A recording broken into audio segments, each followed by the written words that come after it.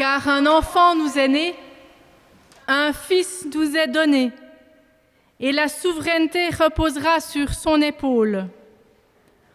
On l'appellera admirable, conseiller, Dieu puissant, Père éternel, Prince de la paix. Amen. Soyez tous et toutes les bienvenus devant vos écrans d'ordinateur pour cette fête de Noël des Ponts-de-Martel. Bien sûr que nous aurions préféré ouvrir grandes les portes de nos églises en ce Noël 2020. Mais voilà, cette année, nous amenons l'église chez vous, dans votre salon. Nous venons vous offrir nos chants et nos prières. Nous vous apportons la bonne nouvelle de la naissance d'un enfant, celui qu'on appelle Emmanuel, Dieu avec nous. Il est admirable et né dans une étable. Les bergers, avertis par les anges, sont venus l'adorer. Les mages, guidés par l'étoile, lui ont offert leur trésor. Aujourd'hui, nous voulons nous réjouir et venir lui rendre hommage. Alors entrons dans cette fête de Noël.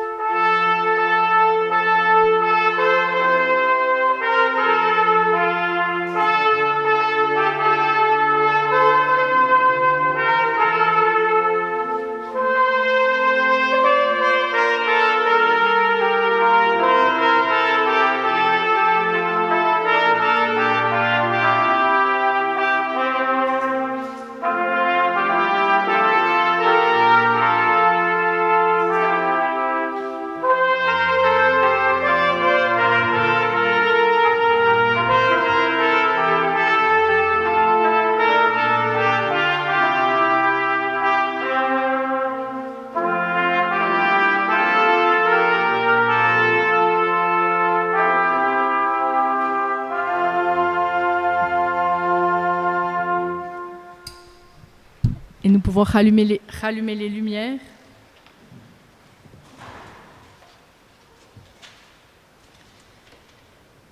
Prions ensemble. Nous venons d'allumer les bougies du sapin, comme d'habitude. Mais rien n'est comme d'habitude. L'église est vide. Le brouhaha des salutations, des rencontres, des partages, des rires. Cela nous manque tellement. Chacun et chacune se retrouve devant son écran, fidèle compagnon depuis des mois. Aujourd'hui, c'est Noël, un jour de fête pour lequel nous nous sommes préparés. Aujourd'hui, c'est Noël, et c'est toi, Jésus, qui nous appelles. Tu nous appelles à pousser la porte de notre cœur, à nous ouvrir pour voir la lumière que tu nous offres. Tu nous appelles à entrer dans l'étable pour t'admirer, toi le Sauveur, le Messie, l'Emmanuel, Dieu avec nous. Maintenant, nous venons vers toi. Nous entrons dans ta présence. et par ton amour, nous te louons pour ce Noël. Nous te remercions de nous avoir conduits jusqu'à aujourd'hui, alors que cette année est remplie de rebondissements. Nous te remercions pour nos familles et nos amis qui nous soutiennent et nous accompagnent dans nos aventures et nos expériences. Nous te remercions pour la vie dans cette période où nous entendons tous les jours parler de maladie et même de mort. Nous te remercions pour ta lumière. Nous la voyons dans chaque bougie de ce sapin qui représente la vie, la joie, l'espérance, la paix. Par cette lumière, nous recevons tous tes dons, tout ton amour pour vivre de cette paix. Envoie ton Saint-Esprit sur nous, ouvre nos cœurs pour t'écouter et te comprendre. Amen.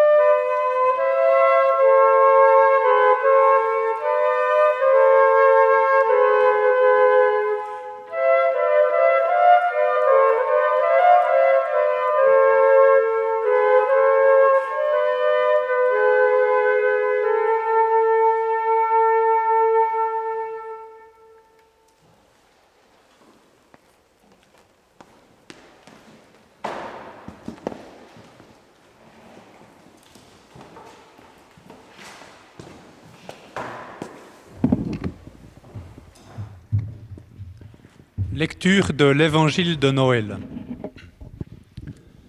En ce temps-là, l'empereur Auguste publia un édit qui ordonnait le recensement de tous les habitants de l'Empire. Ce recensement, le premier du genre, eut lieu à l'époque où Quirinius était gouverneur de la province de Syrie. Tout le monde allait se faire recenser, chacun dans la localité dont il était originaire. C'est ainsi que Joseph, lui aussi, partit de Nazareth et monta de la Galilée en Judée, à Bethléem, la ville de David. Il appartenait en effet à la famille de David. Il s'y rendit pour se faire recenser avec Marie, sa fiancée, qui attendait un enfant. Or, durant leur séjour à Bethléem, arriva le moment où Marie devait accoucher. Elle mit au monde un fils, son premier-né.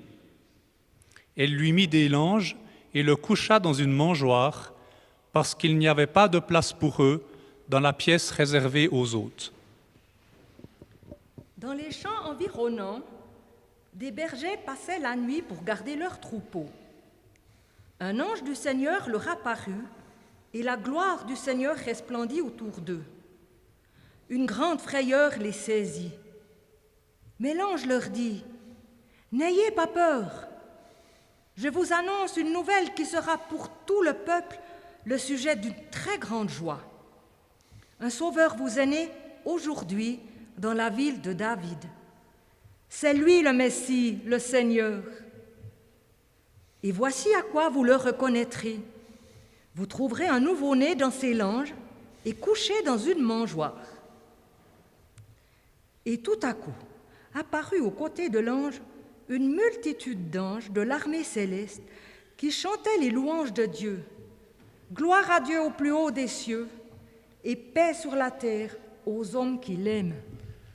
Quand les anges les eurent quittés pour retourner au ciel, les bergers se dirent l'un à l'autre, « Allons donc jusqu'à Bethléem pour voir ce qui est arrivé, ce que le Seigneur nous a fait connaître. » Ils se dépêchèrent donc d'y aller et trouvèrent Marie et Joseph avec le nouveau-né couché dans une mangeoire. Quand ils le virent, ils racontèrent ce qui leur avait été dit au sujet de cet enfant. Tous ceux qui entendirent le récit des bergers en furent très étonnés. Marie, elle, conservait le souvenir de toutes ces paroles et y repensait souvent. Les bergers s'en retournèrent, glorifiant et louant Dieu au sujet de tout ce qu'ils avaient vu et entendu. C'était bien ce que l'ange leur avait annoncé.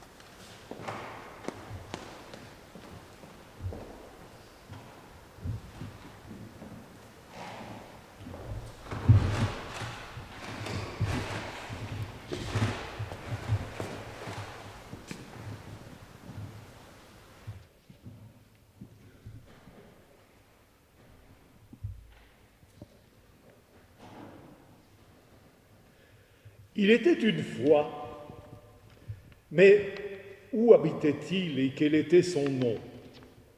On disait qu'il vivait dans un pays lointain, au-delà de l'horizon, au-delà des nuages.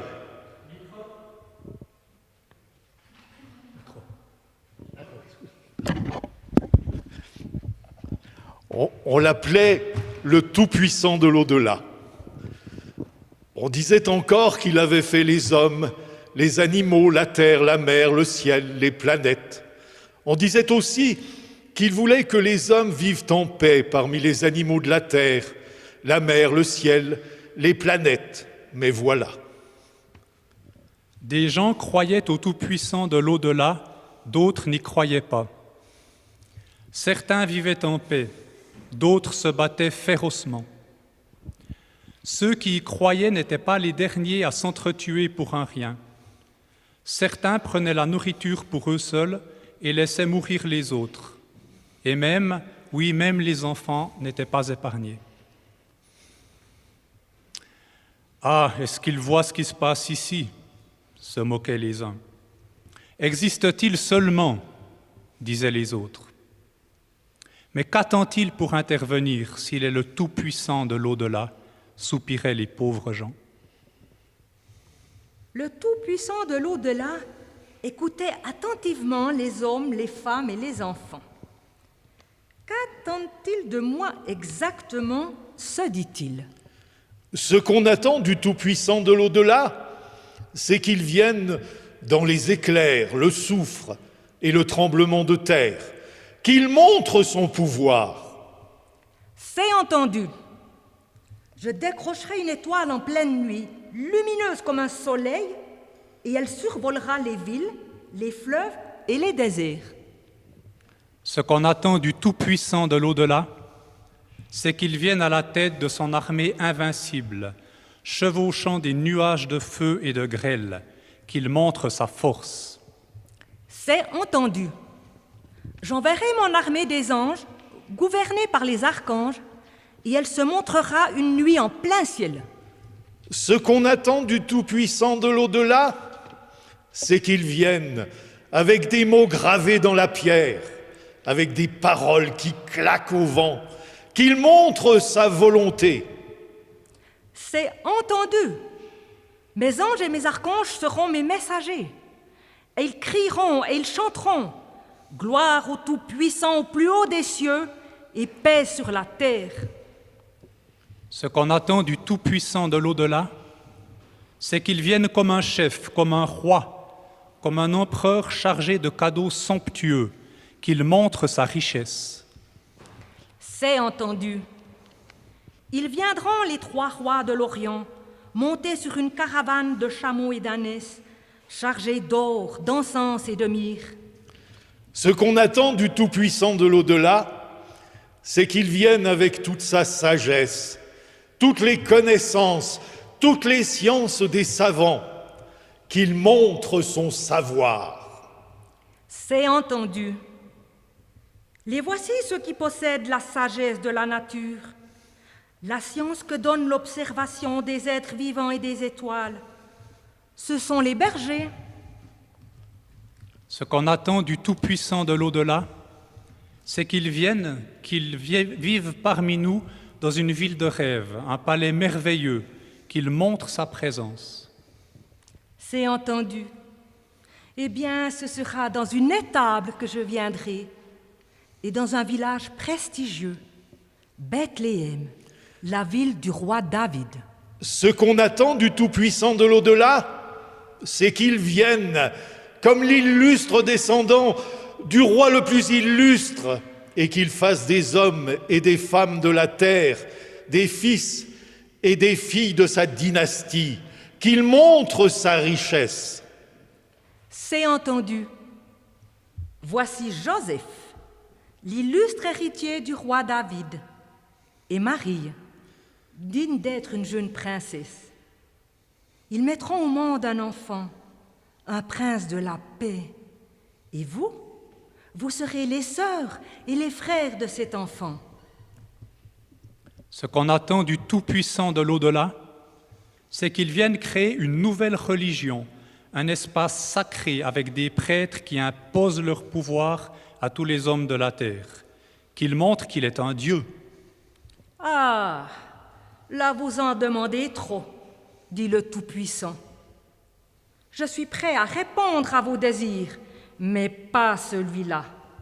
Eh bien, puisque nous sommes d'accord qu'une nouvelle ère commence, que l'histoire mette ses compteurs à zéro pour que vous viviez en paix. Et voici comment le Tout-Puissant est venu de l'au-delà parmi les hommes. Et voici comment Jésus est né à Bethléem de Joseph, le descendant du roi David, et de Marie, une jeune femme juive. Et voici comment une étoile a guidé des rois d'Orient vers son trône de paille. Et voici comment les anges et les bergers ont chanté le plus beau chant du Tout-Puissant de l'au-delà.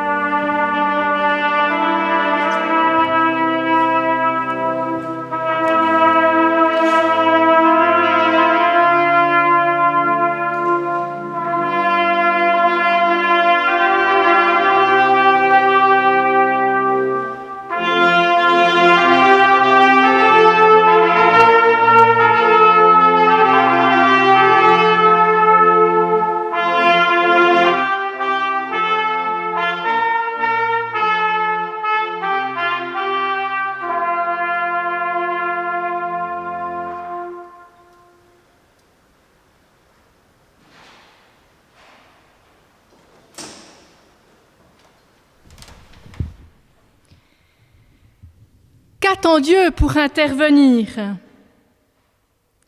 Quelle bonne question. Nous nous la posons quand le monde va de travers, quand notre vie est bouleversée, quand nous n'obtenons pas ce que nous voulons. Qu'attend Dieu pour intervenir face à la maladie, face à la mort, à l'isolement, à la distanciation sociale? Qu'attend-il pour intervenir en cette veille de Noël où nous devons rester chez nous, où nous devons fêter dans l'intimité? Qu'attend-il pour intervenir? Dieu intervient. Mais que voulons-nous au juste? Qu'attendons-nous vraiment de Dieu? Son pouvoir? Sa force, sa volonté, sa richesse, son savoir, sa présence, sa noblesse? Arrêtons-nous pour réfléchir un peu. Si nous sommes honnêtes, nous n'avons pas besoin d'un Dieu qui joue au super-héros, qui lance des éclairs, vole dans les airs, nous couvre d'argent et d'or, ou commande notre vie. Ce dont nous avons besoin est certainement bien plus modeste. Cette année, nous avons appris qu'un petit magasin, une boucherie, une boulangerie, une laiterie deviennent des lieux où nous pouvons échanger quelques mots. Cette année, nous avons réalisé qu'il n'est pas nécessaire de prendre l'avion pour aller dans des pays lointains pour vivre de grandes aventures. Nous avons découvert notre région, notre pays, des endroits incroyablement beaux et agréables. Cette année, nous avons découvert ou redécouvert les petits plaisirs de la vie. Nous avons été obligés de nous calmer et de nous poser un peu. Nous avons réalisé que nos besoins sont bien différents de ceux que l'on veut nous faire croire. Nous ne devons pas avoir toujours plus, toujours mieux, toujours plus beau et toujours plus cher.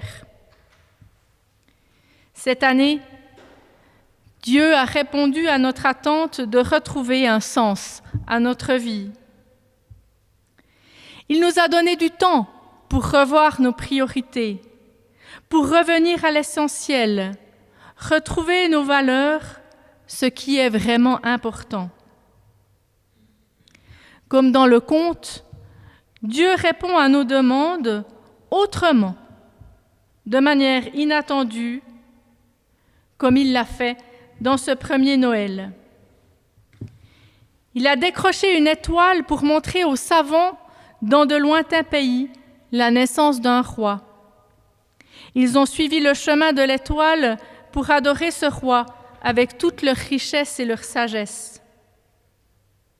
Il a envoyé ses anges dans la campagne pour avertir d'humbles bergers de la naissance d'un sauveur.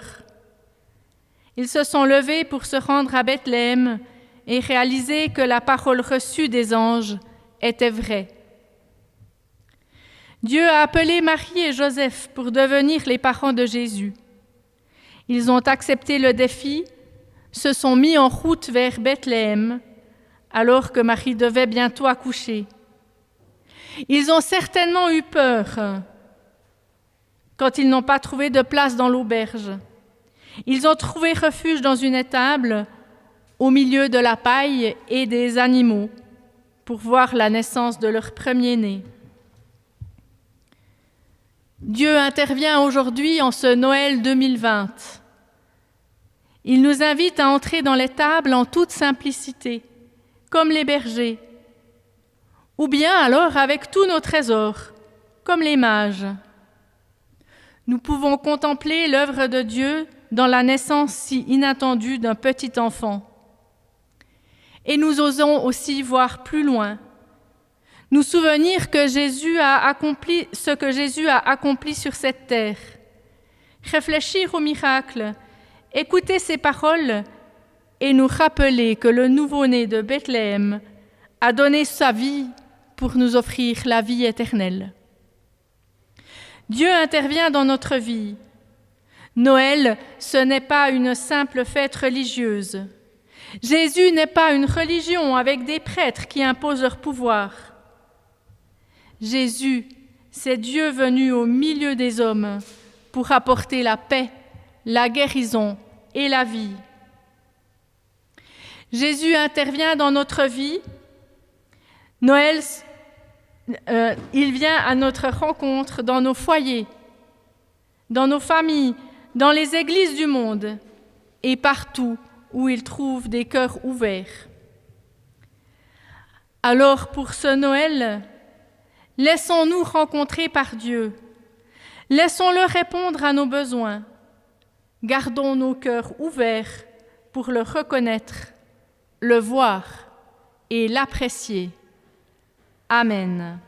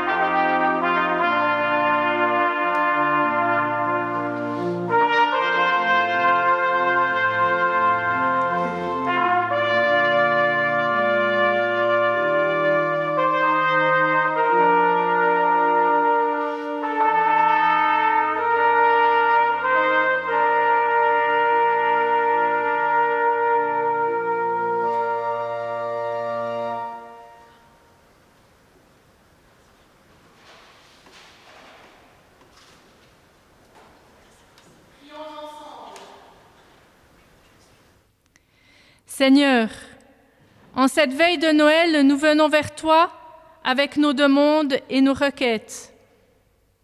Nous ne comprenons pas toujours tes réponses et tes manières d'agir dans notre vie. Mais avec confiance, nous osons te demander d'accompagner les malades, de les soutenir dans leurs souffrances, de les apaiser et apporter ta lumière de guérison. nous savons que tu portes les personnes en deuil, tous ceux qui ont perdu un être cher durant cette année. Tu traverses cette épreuve avec eux et tu leur donnes ta lumière de réconfort. Nous te prions pour les familles qui se retrouvent en petits groupes. Permets-leur de vivre un Noël riche en partage. Tu leur apportes la lumière de ta joie. Tu soutiens les personnes seules, loin de leurs proches. Tu leur apportes la lumière de ta présence. Nous te prions pour tous ceux qui fêtent Noël dans le monde.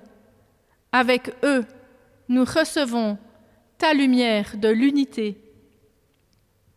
Avec tous les chrétiens du monde, nous nous unissons pour te dire ensemble: Notre Père qui es aux cieux, que ton nom soit sanctifié, que ton règne vienne, que ta volonté soit faite sur la terre comme au ciel. Donne-nous aujourd'hui notre pain de ce jour. Pardonne-nous nos offenses, comme nous pardonnons aussi à ceux qui nous ont offensés.